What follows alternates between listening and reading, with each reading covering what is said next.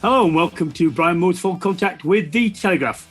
Well, we're into week 2 of the 2021 Six Nations. And, well, would you believe it? Wales and the tournament favourites France are still in a hunt for a Grand Slam.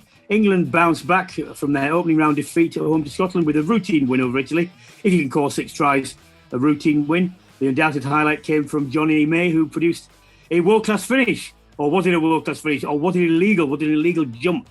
We'll discuss that in detail. Jack Willis faces a long spell out on the sidelines after being the wrong end of the controversial Crocodile rogue from one of the Italians. 2 wins out of 2 for Wales. Head coach Wayne Pivac, while they edged it at Scotland in a thrilling game. The Welsh had the benefit of playing against 40 men again, but that's nothing to do with them, is it? People have got to learn not to charge into rucks from 10 metres and fly off the feet in a reckless manner. Well, that's just my view. I'm sure our co-host will also have his view. We'll be taking the views of the former Welsh international James Hook to discuss what now for Wales. Elsewhere, look, the France, they're still favourites on course for a Grand Slam. Narrow win over Ireland on Sunday, but I always felt it was comfortable. It was their first win in Dublin for a decade. We'll be asking whether their performance was worthy of potential champions or was it an opportunity missed by the Irish, who've now suffered back-to-back defeats in the Six Nations for the first time ever, would you believe? And as ever, we'll be answering your questions, including the refereeing spat between international club level, Owen Farrell's future as England captain. Lots and lots to discuss, and I'm really pleased to say that we've got the experienced and genuinely thoughtful comments from the Fiji former Sevens coach, Olympic gold medalist Ben Ryan. Hello, Ben. Hey, Brian, how you doing? Okay, mate. Look, let's start with Italy. 41-18. You can't sniff at the fact there were 6 tries. It only one less than France scored against them. But if it's possible to be slightly underwhelmed by it, I was. And I just felt that the individual brilliance of Jonny May and Anthony Watson papered over the fact that, for large amounts of the game, England weren't coherent in attack. A lot of, very simple things like just putting the ball in front of the man so he can run onto it and keep a move flowing. So many times balls were stopping balls behind them, above them, below them, and that for me spoiled what could have been a better performance. Yeah, I agree. When you look at their statistics from their match reports, they hit a lot of their high levels. But when you kind of actually get away from that and you look at how they played, there was their passing. They suddenly haven't learned how to not pass or drop a ball. It's down to just a lack of perhaps coherency and nothing seems to flow. I'm yet to kind of work out what their style is at the moment. Is the style that there isn't a style and that they just tactically change for each game? But if they do that, you're not gonna get that flow in attack. And the attack was very laborious. And like Italy showed the best part of the attack in the game. They scored that try off first phase, which you love to see. And England, outside of I thought Henry Slade as well had mixed up his game well, but it was a shame, wasn't it? We just want to see them kick on, and for whatever reason, they don't look particularly happy with the ball in hand, wanting to play a bit. Yeah, look, let's do the main talks. First, Jonny May's try. It was given as a try. Some people disagreed, including Nigel Owens, and his views are obviously worth taking into account. They said it was illegal. He jumped over the Italian tackler. I'll give my view. What's your view? Yeah, it's illegal for me. That I think at the same time 2 things happened. He dived for the line, but he also jumped in the air vertically. And I guess if you put it on the other side, what could Italy have done legally to stop Jonny May once he had got airborne? The answer is, well, nothing, unless they'd waited for him and got underneath him when he lands to hold him up. And it looked great. It was a magnificent finish, but it was, in my view, illegal. Yeah, let me give my view, because people have made their own minds up about this, and they're not going to change their minds. No. But sole arbiter of fact on the day is the referee and the TMO assisting. They didn't think they was wrong. I think when people are talking about is it a jump or not, for me, a jump is where you land on your feet. A dive is where you take off from your feet and you land somewhere else. And what you can't do is compartmentalize one act, because the one act is the taking off and the landing, and it's one movement. To say that it's a jump to evade and then he puts the ball down seems to me to be artificial because it is one thing. You're talking about a question of distinction from someone then who dives to the line at what people would say is a more acceptable. I don't know what is an acceptable height. You're starting to get into, you're dancing on angels on a head pin, aren't you? To me, people start saying things like, well, what happens then if you do this in midfield? Well, you won't be grounding the ball when you're in midfield. So it's not the same. I mean, this is a really unusual amalgam of two things. One which could be seen as an attempt to evade a tackle, but also in the same singular movement, actually grounding the ball in goal and scoring. So you in this one instance, you probably, I don't know if it'll ever again. Well, it depends, doesn't it? Because often people look at what's happening at the top of the game and they copy and plagiarise. And are we going to see now a flurry? Well, when we're allowed to see things, are we going to see a flurry of people diving like this, jumping 5 metres from the line? Well, the thing is, if people talk about, well, what if you jump over a maul like in, or a ruck in like in American football? Well, for start off, in American football, you only have to break the plane to score. So if you're jumping high, chances are you won't ground the ball. Actually, people will just hold you up. What could Italy have done to stop that, Jonny May? As you said, I mean, maybe it could have gone higher. Maybe I don't. It is difficult. Yeah. But I do maintain that it's artificial to try and say there are two aspects. One's a jump to evade the tackle, and then he scores, because it's the same movement. It just happens to be that he evaded a tackle whilst he was diving for a, there's also a definition of what is a dive and what is a jump to me. Yeah. And that's not clear, is it? No, it's not clear. It would be better if, I don't know. I mean, it would be better to me to say that the only act, the act of jumping, apart from if you ground the ball, is completely banned. And then we will see. Look, we're not going to agree on this, and everyone has their view. Let's go on something we probably would agree about. There's the crocodile rule on Jack Willis. Well, first of all, to me, the Italian player was on the floor, so I don't think he should have been doing anything anyway in that. I don't think it wasn't a deliberate act. He's did what a lot of people do, but as far as I'm aware, once you are on the ground, you can't take part in the game. You've got to get to your feet before you can, and that includes doing things like a crocodile roll. Yeah, look, we're gonna. I mean, I've been banging on for this, I think, since 2012. Saw a couple of Fijians when I was England coach getting ACLs in sevens, and Jean de Villiers got that terrible ACL, I think in Cardiff, and. What the very first start point is, it's breaking law. So why is it being allowed? Yeah. We can forget about all the other reasons. Well, the jackal becomes an issue. Well, okay, but under law, this is now being allowed. Why has that suddenly happened? Because every time normally we've got new laws, you need a union to be nominated, you trial it, you have all sorts of things. Suddenly we've taken away two laws, which is you are not allowed to intentionally collapse a ruck and you're not allowed to intentionally come off your feet. Now, when you do a judo throw, you do both of those things if it's around a ruck. So I don't see how it's being allowed. And sometimes if you've got bodies on the floor, then someone like Jack Willis, he's not going to have any other. His ankle and his knee have got nowhere to go, and it doesn't matter how fit you are and how well conditioned you are. That knee's unfortunately going to suffer some trauma, and occasionally you can get out of the way. But it's become part of the game now. So the Italian, it was already illegal because he was on the floor, but he just thought, well, this has been no one's blinked an eye really, and they're allowing this, and that's my issue, Brian. That it's in the game and it's actually under law illegal. I mean, you're the lawyer. Well, look, Ben. It's like this.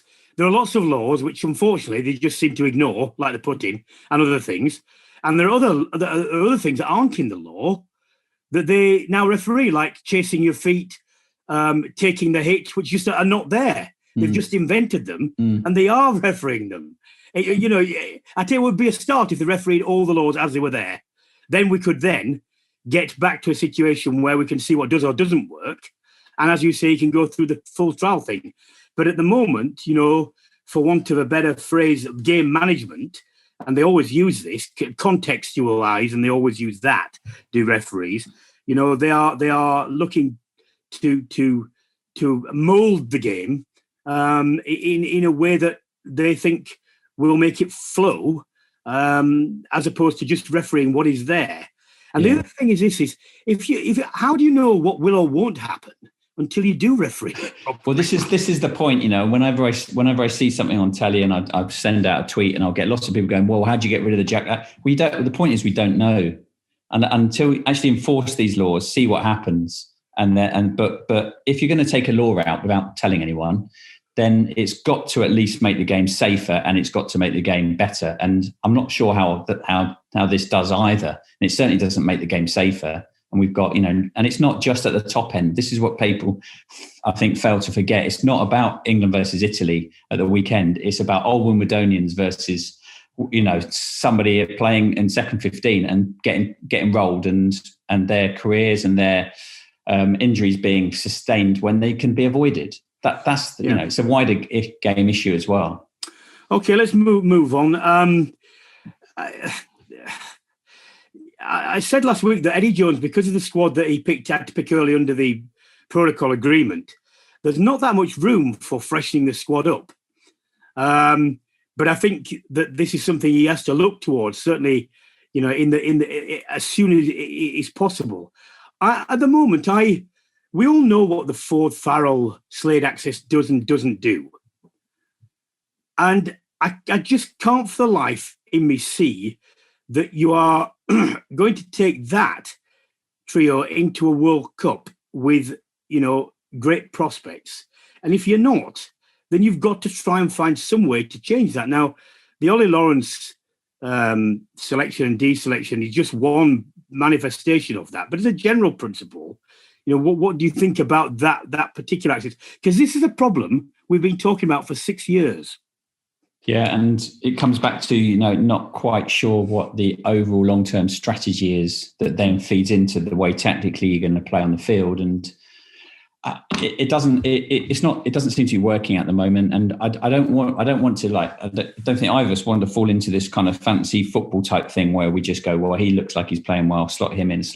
No, I'm definitely against that. Yeah. And there's a lot of money in the bank for what Farrell has done over the years. He doesn't look like he's having fun out there at the moment. And that's as much as really I can see, because outside of that, you then look at what's going on in the game, and the outside one Watson and one Elliot Daly offload. There was no offloading in the England backs for 80 minutes. You can play Henry at 12 or 13. I think the way you can manipulate the way he played, and you could put Ollie Lawrence in. I don't know what the reasoning was between not putting him in again for Italy, but again, we're not in camp, so we can't. We can only look at what we're seeing, which is a backline that's not firing and that's not mixing well enough with the forwards to allow us a flow that's exciting and varied. It's very predictable, and you don't want to moan because the scoreline's decent, but the opportunity to see England going forward and actually seeing what are they all about, what is this team all about. I can't tell you. I don't know what they're supposed to be playing like, or because I think we're underusing the quality of players we've got in this country. I thought the carrying was better this week, but it would be when you've got Marco Vanapola back and you've got Carl Sinclair back. But still, they are nowhere near. I talked to Sam Warburton about this in the BBC, and they're saying, and he was saying, when they were at the best and he was playing, you wouldn't know where the point of contact was going to be with these runners, because they ship the ball inside and outside at the last minute, or they're taking themselves, or they'd move right around the back and do that, do the deep pass to a runner that's running in an arc. And I haven't seen anything like that, anything even remotely similar in the past few games for England. And that is concerning, because that was one of the things that they did really well, and it was one of the things that set them apart. And as was confirmed by Sam, is one of the things that is really difficult to play against, because it gets you over the gain line. And where are they going to find that from? by having a bit of guile, a bit of decision making on the field, by having some surprise. But at the moment, it's very predictable. You can see the runners coming. Yes, they are getting over the gain line because they're big boys that are hitting the ball hard. I think about 50% of the rucks were fast, classified as quick rucks. So they were on the front foot against Italy to be able to generate that. But it's not a surprise, it's coming. And we really didn't see anything that was anything other than predictable. And it's a shame, really, because you've got players that are good enough that, you look at that team, they're there, as are the next 2 or 3 in each position. So we just want to see them moving on and developing, and they're just, for whatever reason, it's not happening.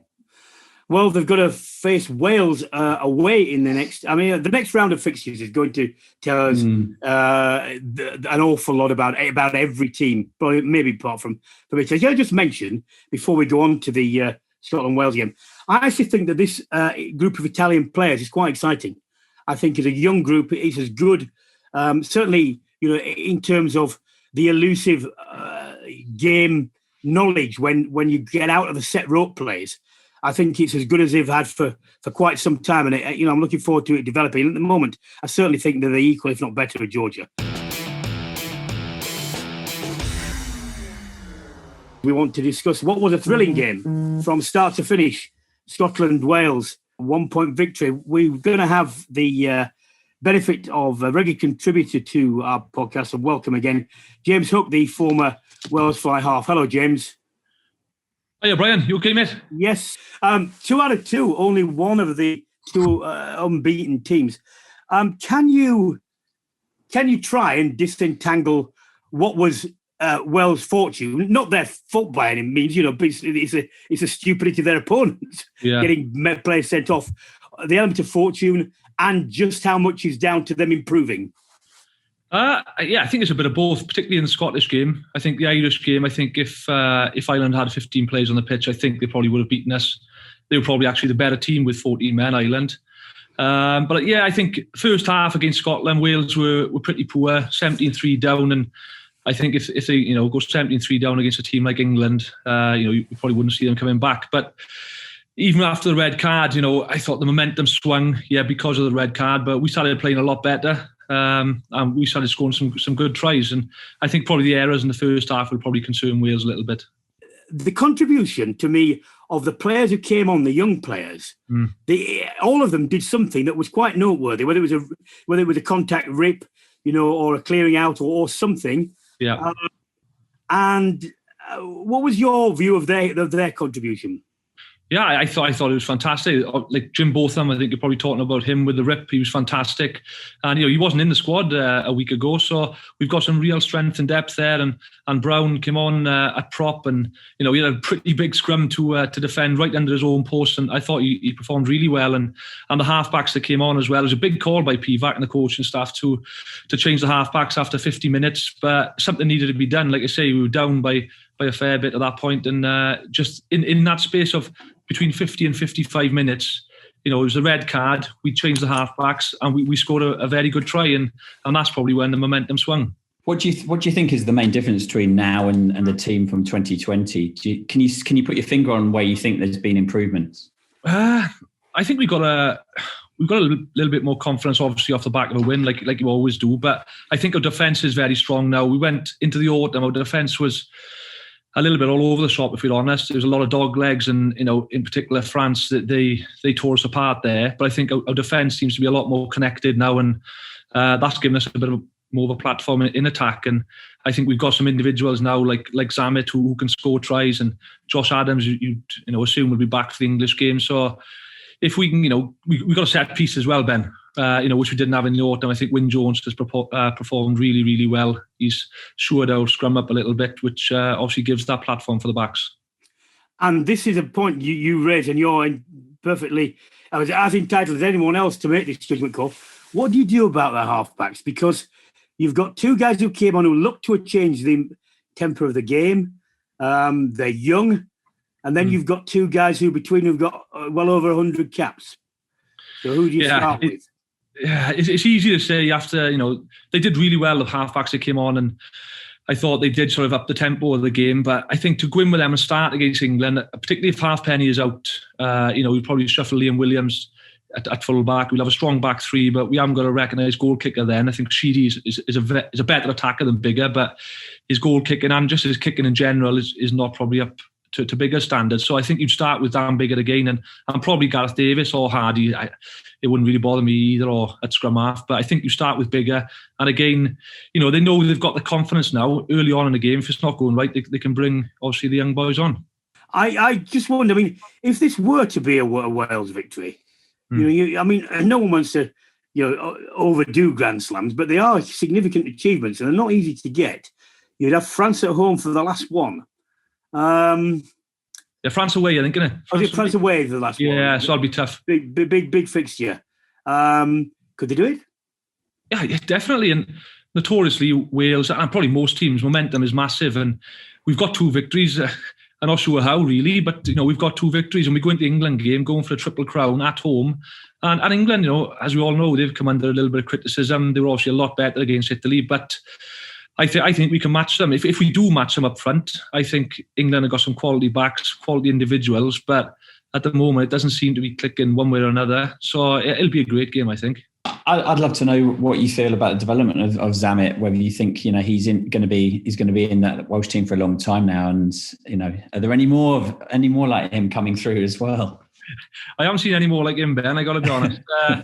But no, I think he's been really impressive in the way he's carried himself since he's had his first cap in the autumn. And Wales were quite reluctant to throw him in the autumn, and even though he's been performing for Gloucester for the last season or 2 now and scoring fantastic tries and winning Player of the Month, they've sort of held him back a little bit, but I don't think you can hold him back now. He's showing what he can do, and when you've got a player like that, and let's be fair, rugby hasn't been the most entertaining over the last 6 to 8 months, so when you see players who can do things like that, you just want them on the field. So I see a long sort of future for him. Obviously, hopefully he'll stay injury free. And the frightening thing is, he said the other day that he's going to get quicker. He feels he's not as quick as he can be at the moment. So that is a scary thought.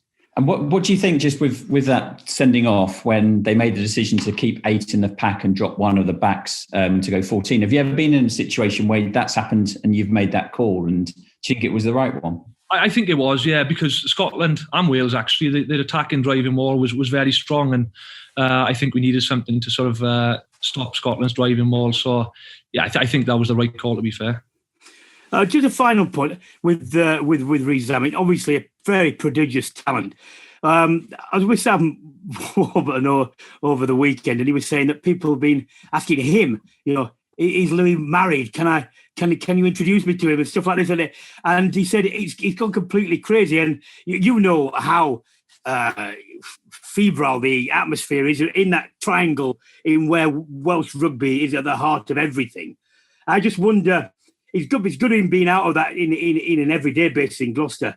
I just hope for him that someone takes him to one side in the right way and says, look, everything's going right now, but just be careful. Just be careful what you say, what you do.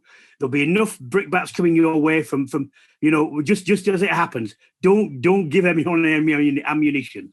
Yeah, I think that's the danger sometimes. I think Shane Williams came out yesterday and said, let's not put too much pressure on him.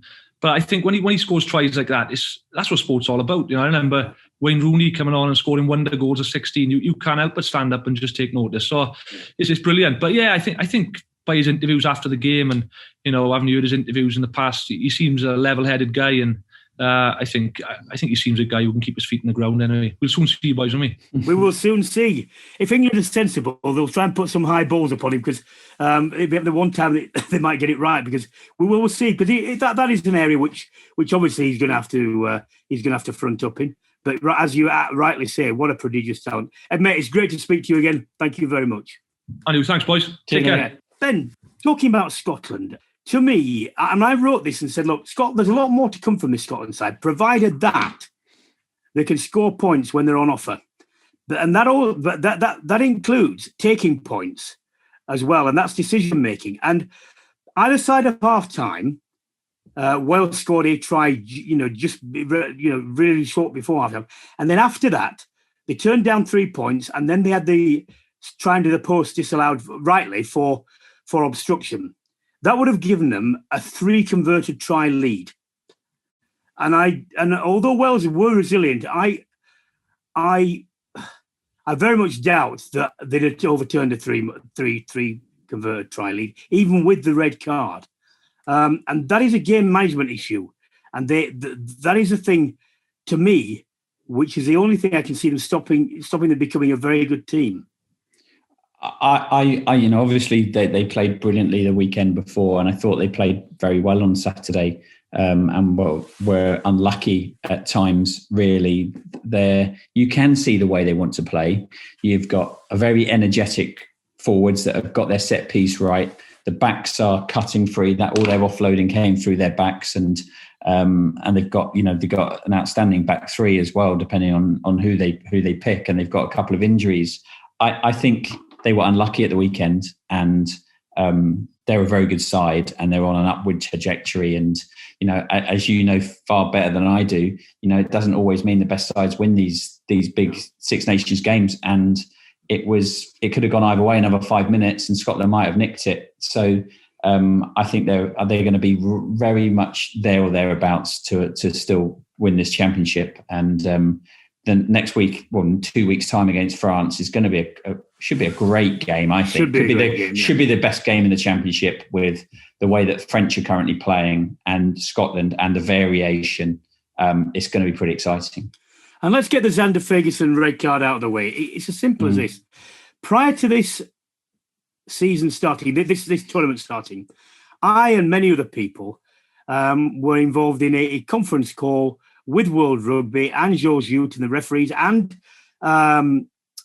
Joe Schmidt, who is for the elite development part of the of World Rugby, and by extension, all the national coaches and therefore their players would have known what this was about, what this conference is about, and it was about what the referees were going to do in this championship. The 5 areas we were looking at, and one of them was very, very clearly this charging into rucks and so on, the head contacts and the protocols and how it's going to work and so on. Now, if they didn't know that this was going to be featured, they were stupid, and they should have known. But when they should have known anyway, and then you have the example of the previous week with Peter Omani, which was only very slightly different, then for them to ignore this is simply crazy. And Joe Schmidt was very clear. He said, look, if you set off and charge into a ruck and leave your feet from 10 meters, you are at best reckless, because there's no way you can control your body. You can't react to anything that goes on in front of you. And you are responsible for the outcome. Now, if you don't like the outcome, the responsibility is for you not to make the referee have to make a decision in circumstances like that.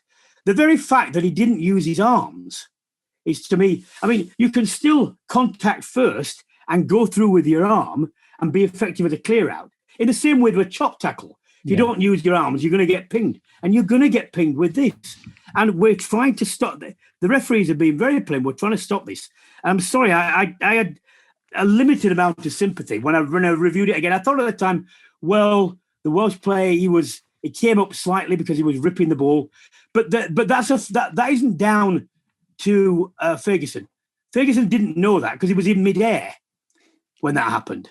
Yeah, I agree, Brian. It is clear, black and white, and Joe Schmidt had made it very clear. I would love him to come out and say the same stuff about the croc roll, because I would assume that he must be on the side of thinking it's legal. I'd love him to tell me that he doesn't think that, because I think that if he didn't, then I don't think we would be going through this. He's one of the people that will be able to make these decisions and these changes, and I think you're absolutely right. I think also it comes into Xander Ferguson got it wrong. It's a clear red card. He also, when you see, he didn't have a picture on what he was hitting, so he was going to have no accuracy around that. And I think again that goes into clearing up this ruck still, because it was a messy picture. He got it totally wrong. He didn't use his arms. He gets away with it a bit, probably at other levels of the game. And even in the first time you see it, you look like he was unlucky. But then when you see the proper cameras, he's got no excuse really. And let's just mention this for sake of balance. I thought that Owen Farrell I thought got away with one. I mean, I don't think Yeah. it was anywhere near the same sending off. But again, if you choose not to bend your back, use your shoulder or your arm in a tackle, and you come head to head with someone, then you've got to take whatever comes as a consequence. I thought he was lucky to not to be penalised at the very least for that. Yeah, I agree. I don't think it merits a red card, that, but I would have been a reverse penalty or a yellow card, I think, for that. And they are clear on that. And if they see it, they're gonna punish it. And that's to be you've got to say that's a really big positive tick for World Rugby. So I'm going banging on about it, but they need to be more black and white about what's going on in the Crocodile role, because that is people's careers at stake.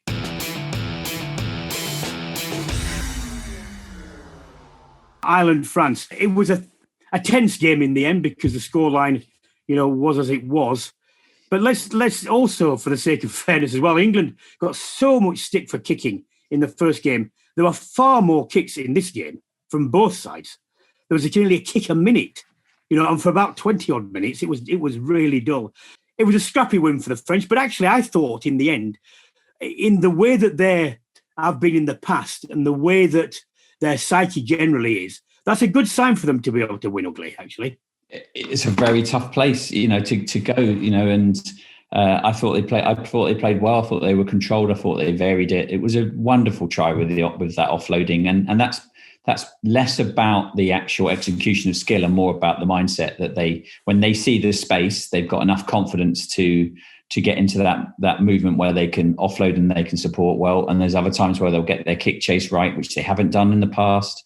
And so they're getting that better. Obviously Sean's done his thing defensively, so they've tightened that up and everyone knows their roles and responsibilities. And there's real black and white in understanding on what they're trying to achieve on the field. And it's not just Dupont. Olivier was fantastic, and I think the fact that they know what they are doing as a group is underlined by the fact that Ontomac isn't playing at the moment, but his stand-in is doing a very good job. And if they were both fit, Ontomac is world class and he's on an upward trajectory, and him and Dupont can on their day contribute towards beating anybody in the world. So that's where they are. I just think their system shows that they can slot someone in, and we're having this conversation about whether he should be in front of Ontomac, who can obviously also play in the midfield as well if needed. But no, he's back in for me, and I think they've got a lovely blend as well. I thought Villiers played really well on the wing, and he's starting to emerge. Not bad when he could lead Teddy Thomas out, is it? No, that's it. And Teddy Thomas is a magical player. So you're seeing some real depth now, and I think there's more cooperation between the top 14 and the test team. The coaches are of a very high standard. It's well thought out. They have a clear goal of the 2023 World Cup in France. They are playing very well. Well, you say they're now having the debate about Ontomac or Jalibert, and that's great. We could have been hopefully we might have a debate, Smith or Ford or someone. But what do you do at scrum half with England? Well, Randall or someone else, or to me, there just needs to be a change in personnel, because we know what these players can do, but they're not doing it. They're not the heights they were. I'm sorry, they're not. I guess the first thing, I haven't watched Tigers play the last couple of games when Ben's been playing. I'm biased because I've coached him. I've seen how he plays, and he is world class. You pick on form. If Ben's still the best 9 in the country, I think he can go all the way through to the next World Cup if he's on form. And that's a straightforward conversation that you can have as selectors. Randall and Robson and a couple of the others, there were opportunities to get them more game time against Italy, and they haven't done that. And at 10, for me, I'd be looking towards Simmons or Marcus Smith to start to get them properly entrenched. They're both game breakers, decision makers, and distributors, and I think they deserve a chance now. And they've shown that at club level. Andy Farrell said after he was unbelievably proud of what the Irish did. Now let's give him the benefit of the doubt, because he's going to be positive. He's going to be these players. What do you make of what's happened so far? Because I think it's it's average with the Irish. I think they've been average. I think they've got they missed Sexton, and Billy is going to need a bit more time. And I think they just, that's an area where perhaps he didn't have the composure that the French had on the other side of the field. But Billy's a great talent, and I think two things: one, that France are a very good side, and I think we'll see in the next few weeks with their results that the Irish result might not look as bad as it does. And I think maybe Ireland are going through a transition. They were going through that when Joe Schmidt was still in charge, and you saw that at the World Cup, that they were having to replace some very good players, and they were going to be hit by, in terms of results. They're still going through that, and they've got time before the next World Cup. Again, we don't know what's going on in the training paddock. They're obviously working very hard. They're not going to quite get the results because they haven't quite got the team in that upward trajectory at the moment, Brian. That's how I see it. They're going through this transition, and they'll come through it because they've got the system and the players, but they haven't got them quite yet. What do you think about this comment from the former doctor in France, one of the team doctors, that Johnny Sexton, he said, had suffered 30 concussions during his time at Racing? Yeah, he retracted that, didn't he, when he was pushed on it, because confidentiality is probably about the first, second, and third on your list as a doctor. And he said he wasn't being he was being too it just wasn't right what he was saying. And obviously he's had a few knocks on his head, and he's had that over his career, and players do get that, and he's in a position where he potentially, if he doesn't get things right, he's going to get plenty of concussions. I think we've obviously highlighted that. World Rugby have done a brilliant job around concussion management. He shouldn't have said it, that doctor, and I'm glad he's retracted. But it's something that we've got to continually keep an eye on, because it's on the increase, and we've got to look after the players that are going to be the next generation.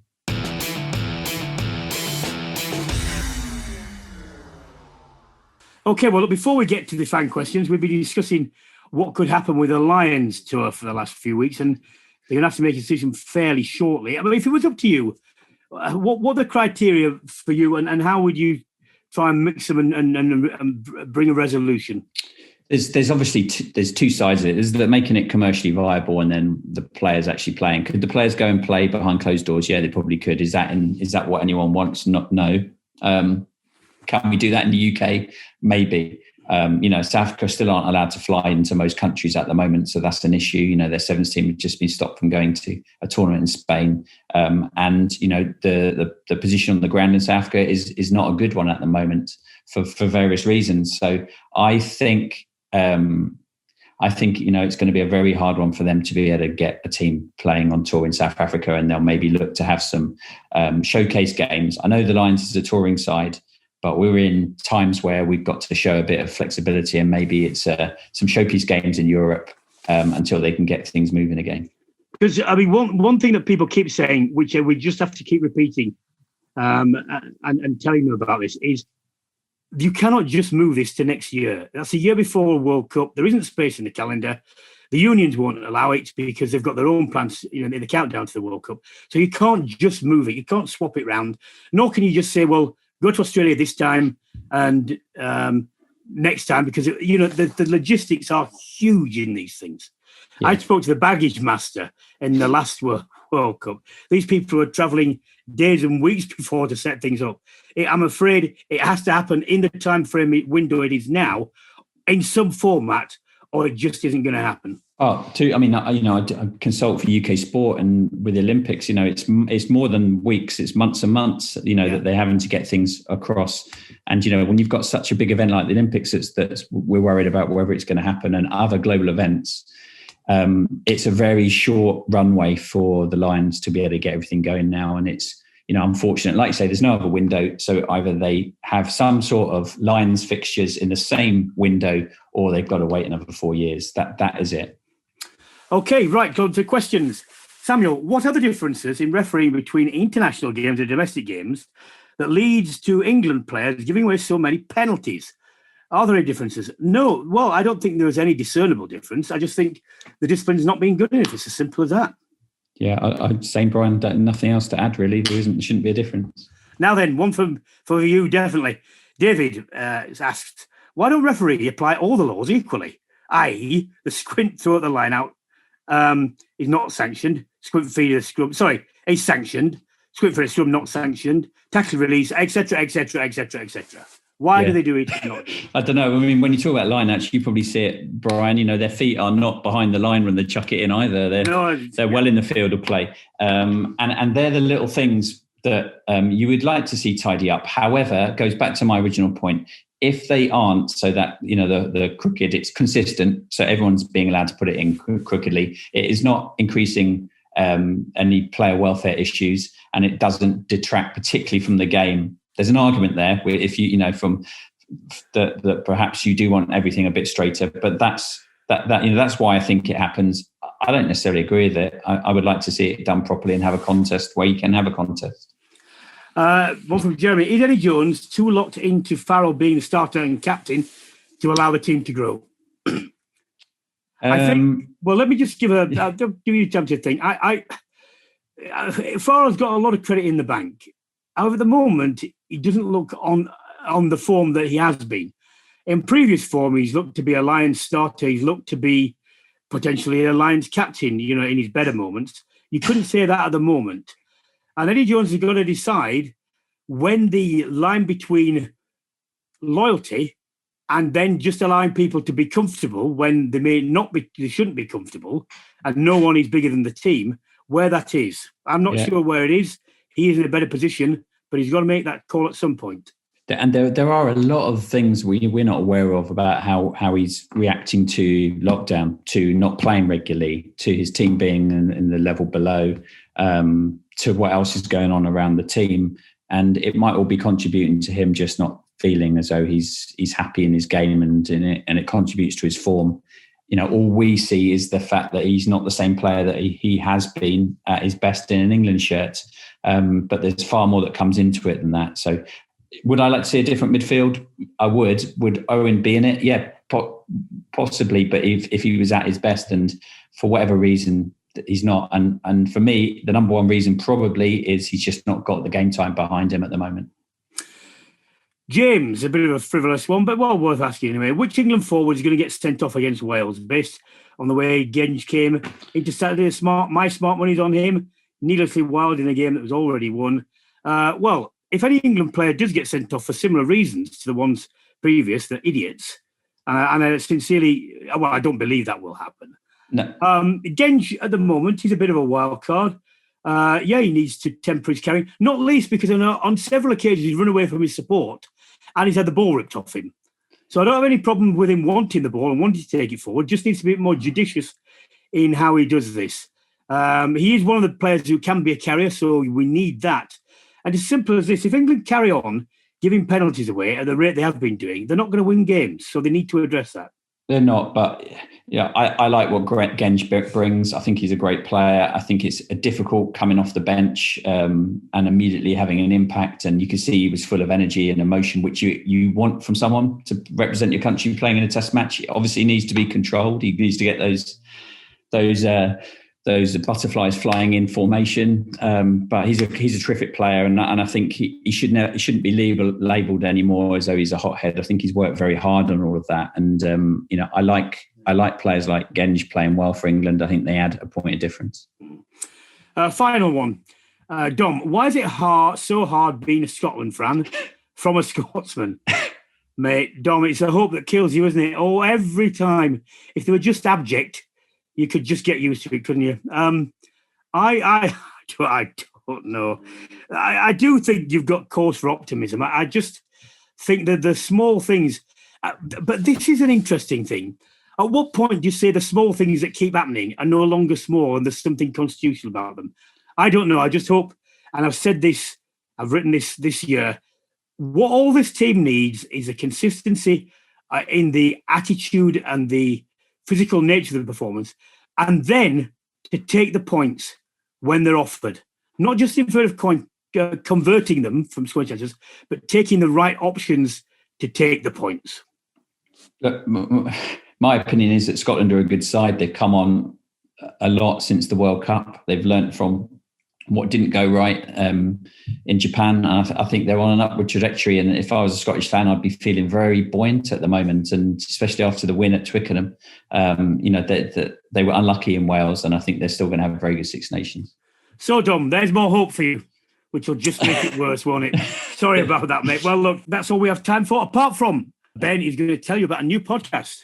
Well, yeah, I am. Thanks for allowing me to. It's just the Ben Ryan podcast. It's one that I'm talking about all sorts of interesting people from the world of sport and beyond about culture and performance. So there you go. How do people access it, Ben? You can get it on all the normal platforms, Brian. Yeah, so it's there. Type in Ben Ryan podcast. Yeah, yeah, that's it. Yeah, and get it there. It's in bright orange little logo because of my hair. So there you go. That's all we've got time for. Full Contact, the Telegraph. Huge thank you to my co-host Ben Ryan and to my guest James Hook for joining us. If you enjoyed this episode, why not subscribe and check out some of the previous episodes? And to stay in touch with all things sport, why don't you go to telegraph.co.uk/contact, where you can get 30 days access to all the Telegraph's premium sports coverage, and it's completely free. I'll be back next Monday, same time, same place. Until then, now it's goodbye. Stay safe.